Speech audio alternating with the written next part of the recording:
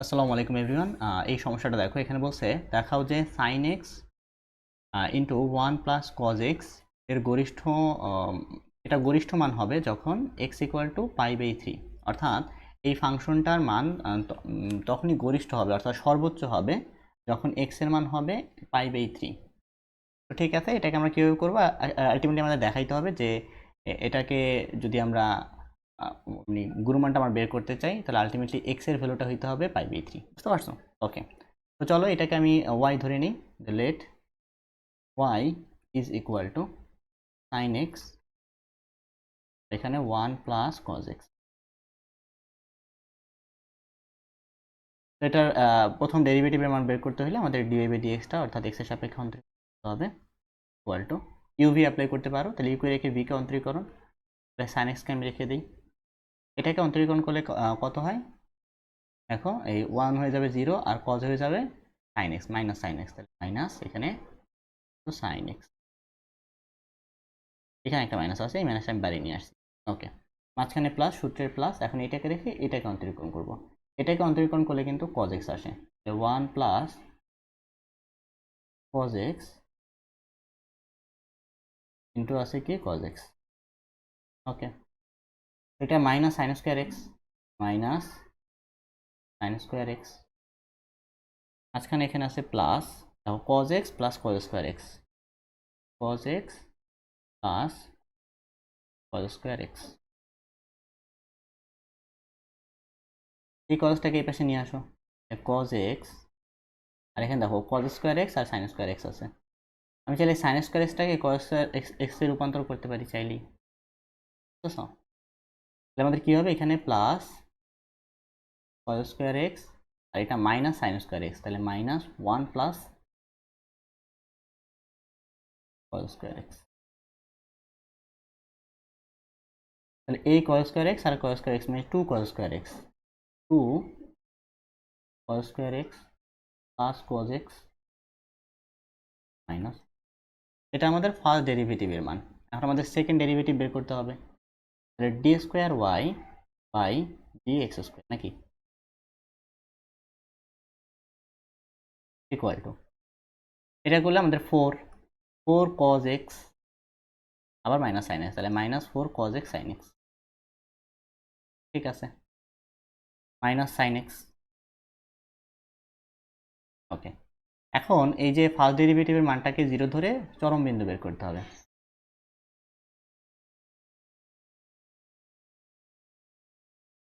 চরম বিন্দুর জন্য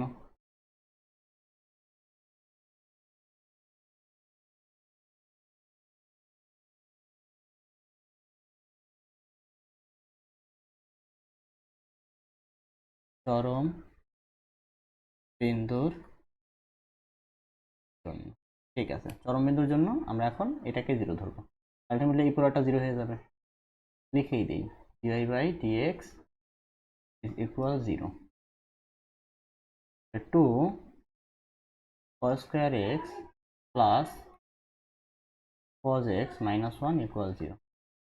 এটাকে আমরা উৎপাদকে বিশ্লেষণ করো, উৎপাদকে বিশ্লেষণ করলে আমরা দেখো এখান থেকে এই যে 0 এই 1 আর একে 2 গুণ করো, মাইনাস 2 হয়, এই যে মাইনাস 2 বানাইতে হবে আমার, আর যোগ বিয়োগ করলে প্লাস 1, 2 cos স্কোয়ার এক্স, এখানে লিখতে পারি না প্লাস 2 cos x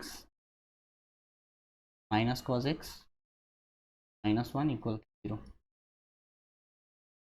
দেখো এখান থেকে আমরা বলতে পারি যে 2 cos x যদি আমি কমন নিই, তাহলে কি থাকে, এখান থেকে শুধু cos x প্লাস 1, মাইনাস 1 যদি কমন নিই, cos x প্লাস 1 ইকুয়াল কি 0। আলটিমেটলি এখান থেকে আমাদের cos x প্লাস 1 হয় আর 2 cos x মাইনাস 1 ইকুয়াল 0। এখন হয় অথবা দিয়ে, তাহলে হয় cos x ইকুয়াল মাইনাস 1, এখান থেকে আমরা বলতে পারি x এর মানটা কি আসবে, cos কত ডিগ্রির মান মাইনাস 1 বলো তো, cos 180, তুমি ক্যালকুলেটর দিতে পারো যে cos 180, তাহলে দেখবা আমাদের -1 চলে আসছে। 180 মানে কি? পাই। x এর মান কত পাইতেছি? একটা পাই পাইতেছি। আর অথবা দিয়ে আরেকটা মান পাবো, অথবা এখানে আমাদের cos x ইকুয়াল টু কি হবে? হাফ নাকি? Equal to half. এখন cos কত ডিগ্রির মান আমাদের হাফ বলতে পারবা? cos 60 মান কিন্তু হাফ, তাহলে এখান থেকে x এর আরেকটা ভ্যালু পাবো 60। 60 মানে কি? π/3। এখন দেখো এই যে পাই আছে আর π/3 আছে, এই দুইটা বসায় দেখবো কোনটার জন্য আমাদের এই ভ্যালুটা অ্যাকচুয়ালি নেগেটিভ আসে, কারণ নেগেটিভ আসলেই তো গরিষ্ঠ মান পাবো নাকি। চলো এই ভ্যালুটাকে আমি কপি করে নিয়ে যাই ওই পৃষ্ঠায়।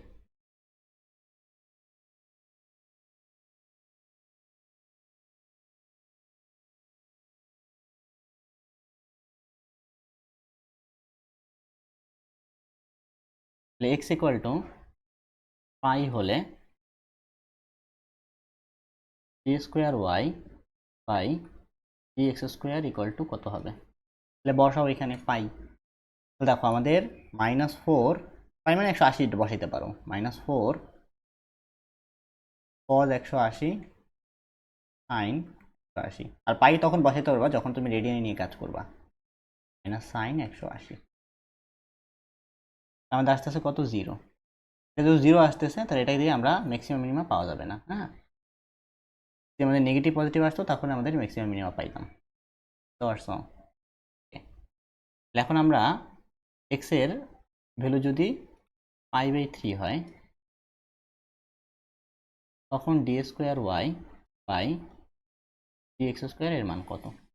π/3 বসাও। π/3 মানে কত? 60 নাকি? 60 60 60, তাহলে আমাদের আসতেছে -3√3/2।